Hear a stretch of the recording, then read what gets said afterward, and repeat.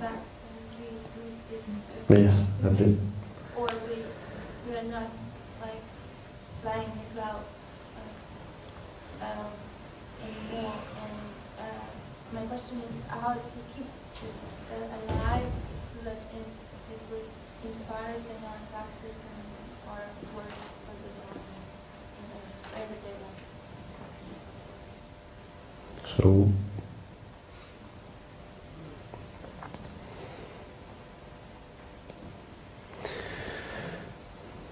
yes. I always say this term, yes. Don't take it literally, okay?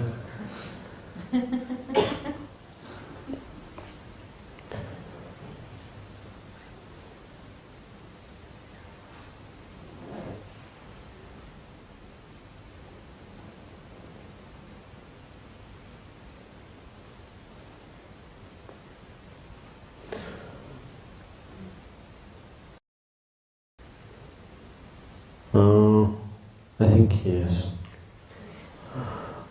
Precious human rebirth. This topic is a good one because it suggests both the positive side of things of life, I mean, the sort of the preciousness of life, at the same time the fragility of it. And what it does is that it shows how delicate one's life is, that it could vanish at any instant, that it could, that is just really, really delicate, yeah. But we just don't realize how delicate it is. And that, you know, the life itself is sort of somehow hanging on the most, of course there are many examples of it, but basically in short, very delicate. And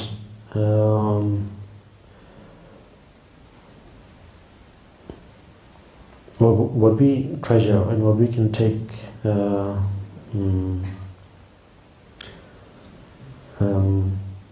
what we can take in, share, take with us is the memory, yeah?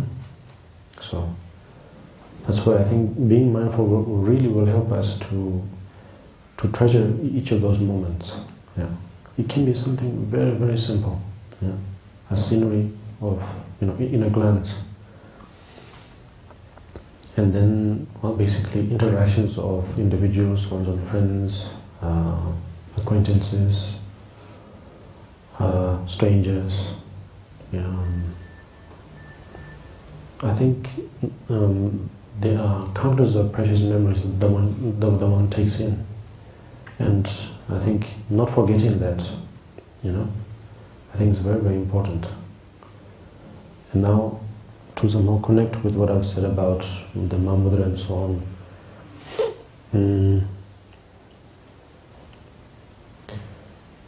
From the moment we step out of home, let's say, you know, and then until we again come back, step in, that we, of course, we will change due to experiences. The way we view life suddenly might change, the way we view everything. But nevertheless, it's very important that one fundamental thing that we do not forget, that we constantly remind ourselves. And that is what I said before, one's identity. So then I think everything is enjoyable, everything is very interesting in a positive way.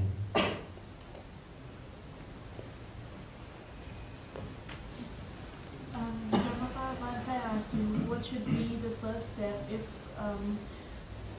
if suppose I want to get unattached from something, and you said that temporarily you should keep it away and concentrate on your practice. Yes. So that was the first step, and then that worked out for me. So now what I wanted to ask is the same thing, but not for attachment, for letting go of things in life that have not turned out as I want, or have turned out in another way, to basically accept life and let go of grudges and past and wishes that have not been fulfilled, because then they pull me down, make me sad. Yes. So what is the first baby step that I can take to let go and accept life and still be happy and hopeful about it?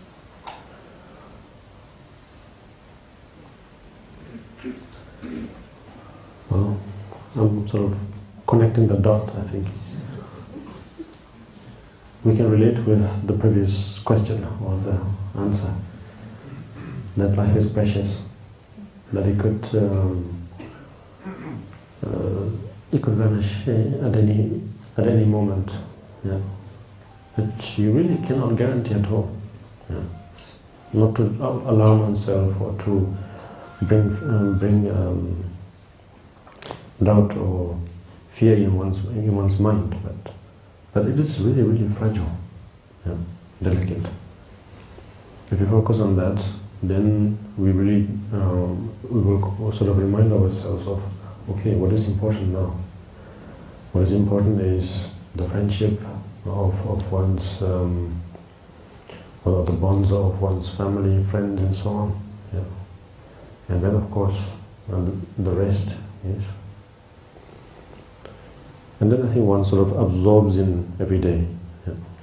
Otherwise, sometimes, suddenly, there are moments where we realize that, okay, suddenly you realize that such number of years have gone by, and so when you look back, then you feel like, what happened in that period, you know? Because like we've been always that means that we've been always looking forward for, it's a good thing, of course, tomorrow, but then we forgot to somehow absorb. Yeah.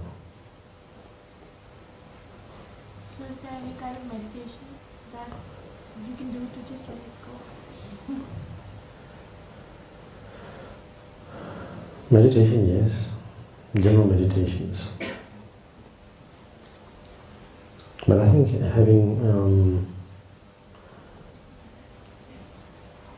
courage, I think. Yeah. Meditation will supplement to develop one's courage. But then oneself has to somehow take that step. Individuals will be there in your life to somehow make that push, but then to support that push, or to take that step, but one has to do it. Yeah. That very step probably is the hardest. Yeah. But then once you've taken the upcoming steps or the next steps are much easier. Yeah. So I just have one last question.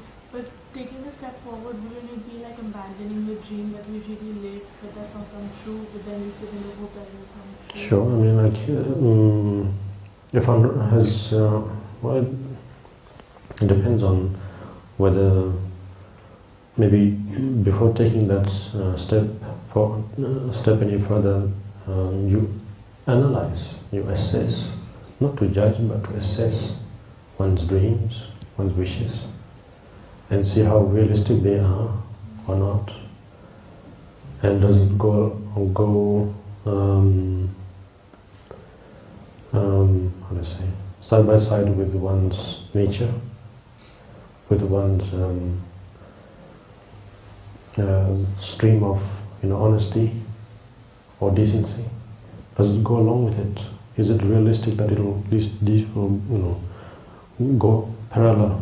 If they do, then we don't have to worry about taking any other steps. Yes, but if they're not, then we can focus more on taking this step.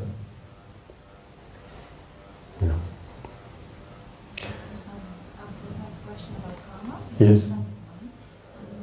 When she was a bit younger, before she took refuge in the Dharma and started to practice, she, by mistakenly, got pregnant, and because she was scared, so on.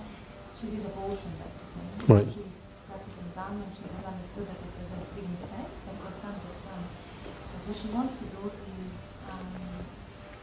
to somehow pay it back. Mm-hmm. She feels kind of guilty and she's not proud of what she has done.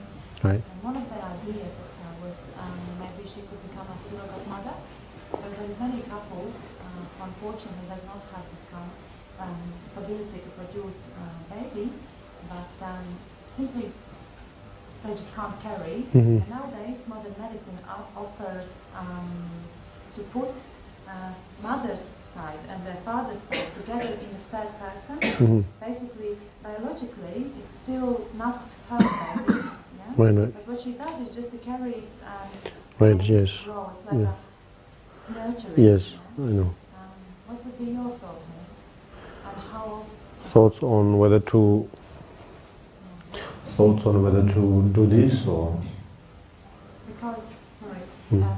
so many friends, not everybody of course, but there's very strict opinions about not to doing such a thing. But it's pretty common nowadays in West at least. Mhm. I think in this case it's really up to her, but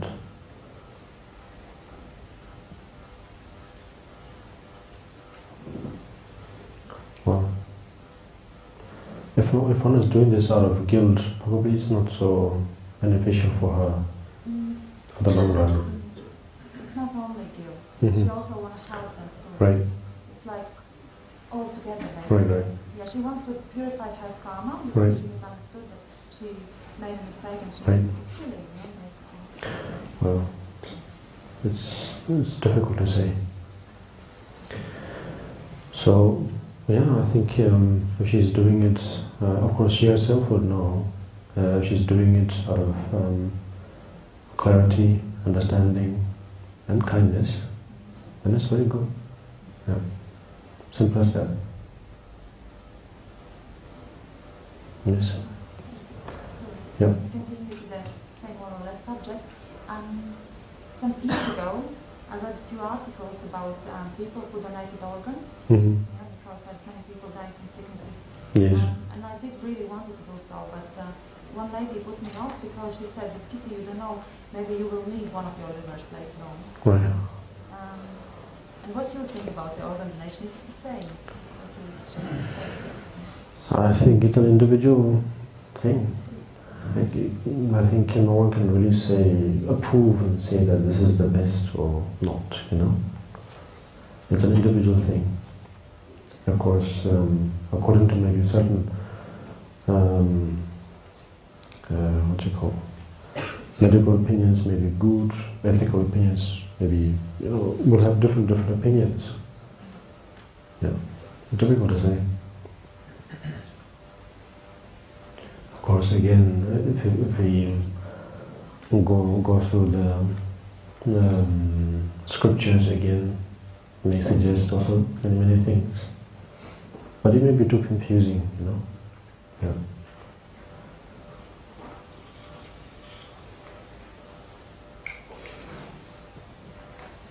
Right. Yes. Karmapa, I understand the fact that it is not in a normal being's capacity of mind.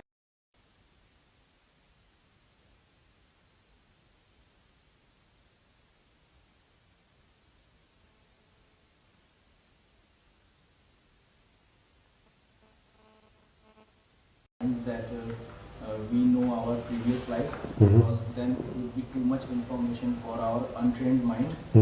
But why is it happens to the yogis and the siddhas that because they are training their mind and they are getting experience, Yes. they have their control over their mind. What is the purpose that they realize their previous birth? What is the purpose, real purpose, to realize their previous birth? Because they are connected with their previous birth, but they are in present life. So now they need to do karma in this life. But what is the purpose? To realize all the previous lives for them or at a society at a large. What is the benefit? Yes. what is the purpose? What is the My yes. purpose is, Yes. I think, great purpose. Because it's just like saying, remembering past life is just like saying, I remember yesterday, you know. Yeah. If I don't remember yesterday, or anything from starting from today, it will be, it will give my, I will be putting myself in, you know, in a difficult spot. Yes.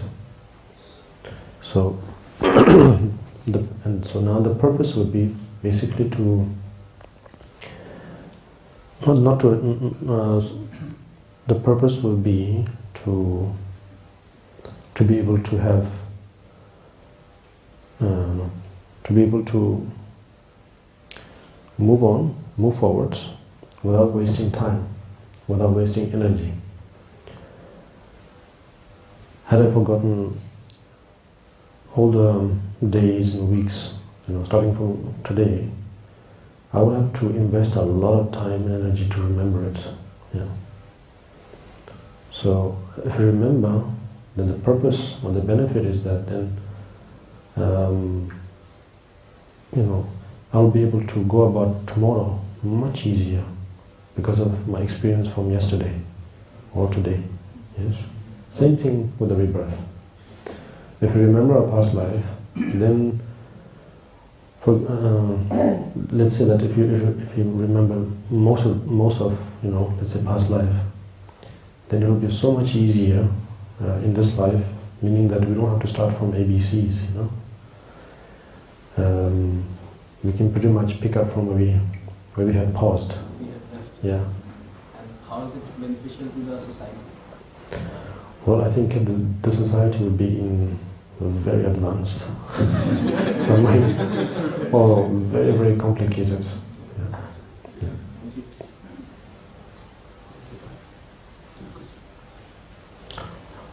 Karmapa, last year I asked you to meditate with us, and it was very, quite nice. Yeah.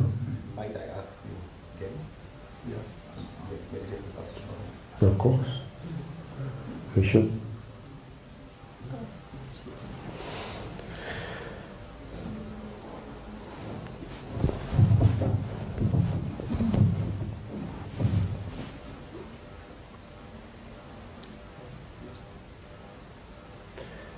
Yes. Yes.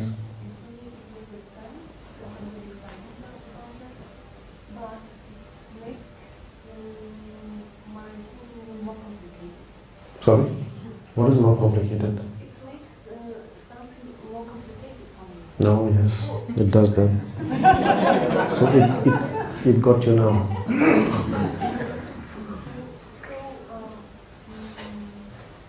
I understand from my past experiences Yeah. that most important is the method, how to do this one. Hmm. So, what is your briefly advice? What is mechanical as a method? Could you explain the method of mechanical? Method of Madhyamik. And the Madhyamik itself is a method. So a method for a method. Yeah.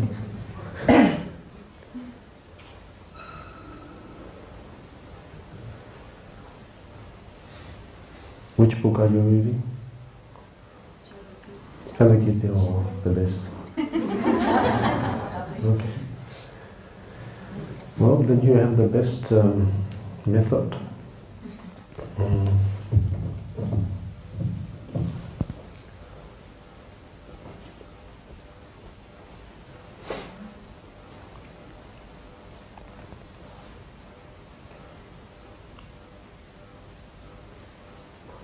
What part is interesting for you from the subject?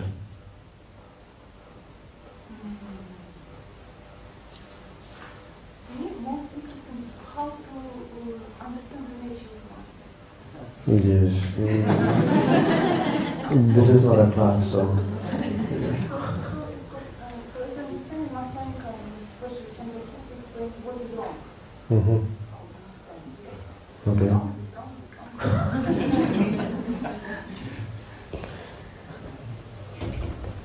So that is right. Well, I would say that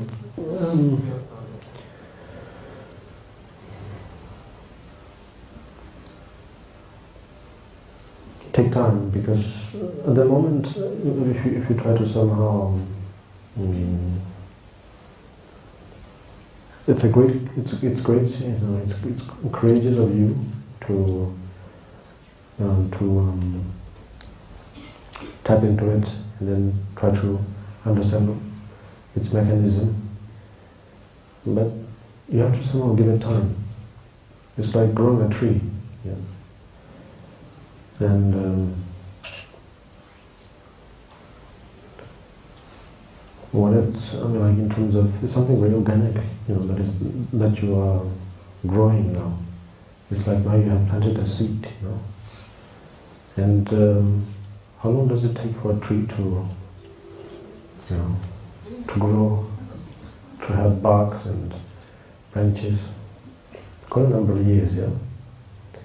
I don't mean to discourage you, but it's something like that.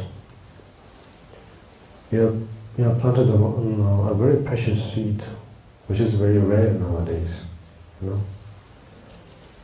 One could say it's like the part of one of the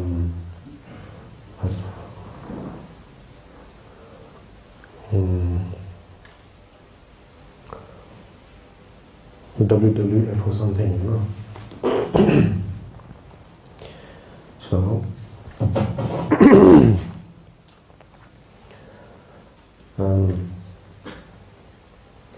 you have to let it grow. You have to give it time. And the only way to do it is by going through the subjects on a regular basis.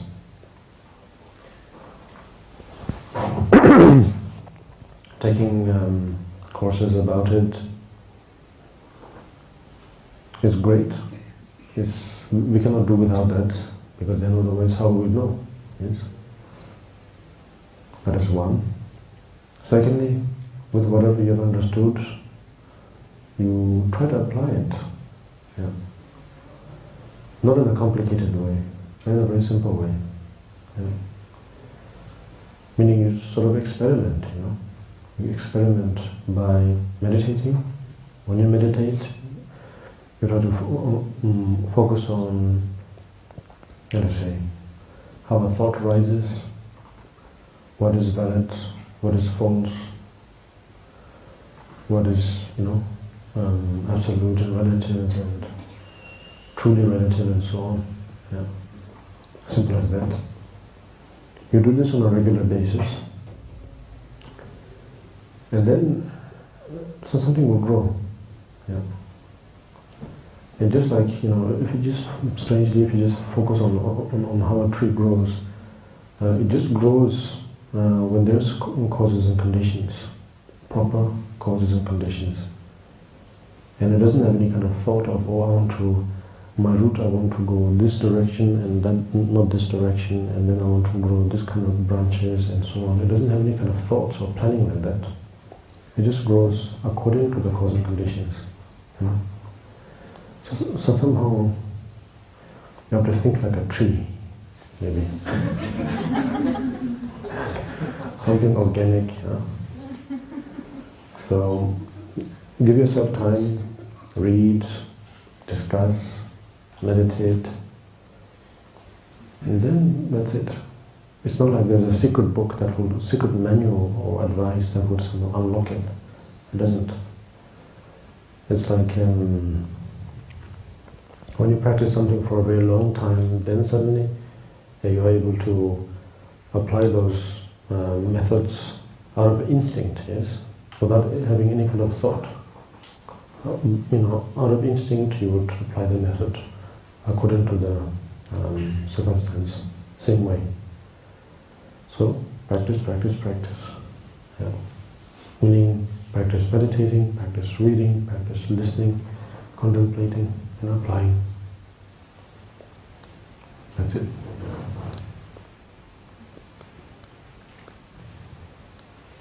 So yes. Question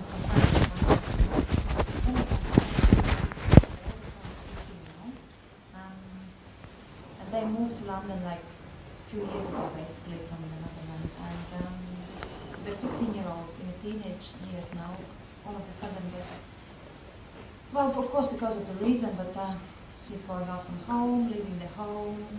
Last time she was brought back by police because they found them as teenagers drinking alcohol in the place where they shouldn't, actually, underage, basically. And the father is practitioner, and I would like to know how they can help as a father himself and the friends around in order that this girl, she is obviously very unhappy because happy people don't do such things, but I simply don't know what to do now. Before she makes something which can be really practical for herself later on. Yes.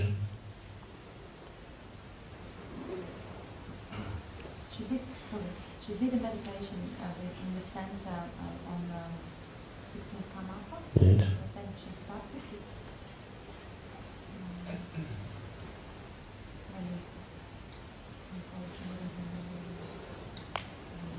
Maybe in time things will change for better.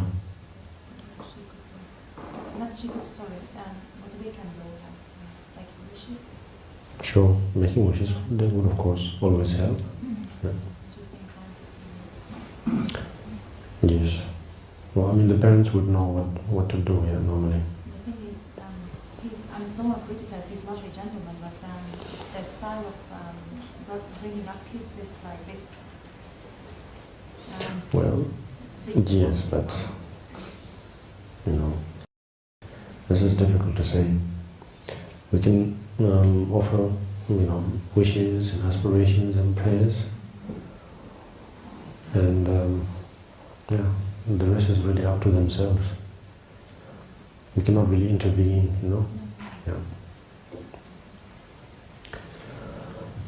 Please. So maybe you can tell briefly how to meditate on the emptiness of five skandhas. Emptiness of? Five skandhas. Wow.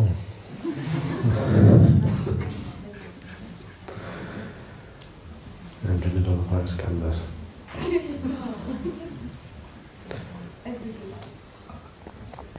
This will take, you know, that's something that I think we have to prepare for it in the beginning. Of course, you know, the courses that you're taking will definitely prepare for it. Such as now the topic of the Mother Mika, and this will cover one great part of it. To understand the Buddhist specials, emptiness and compassion. But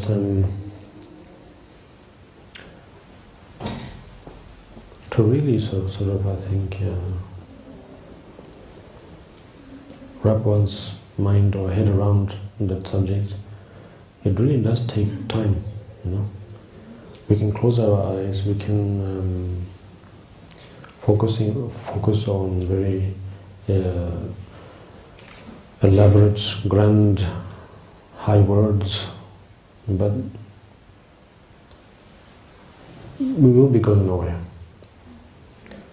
Instead, I think meditating on something that we know we can meditate on probably will be far more helpful, far more beneficial. And also it is very much linked with, then in this case, a practice or meditation of emptiness.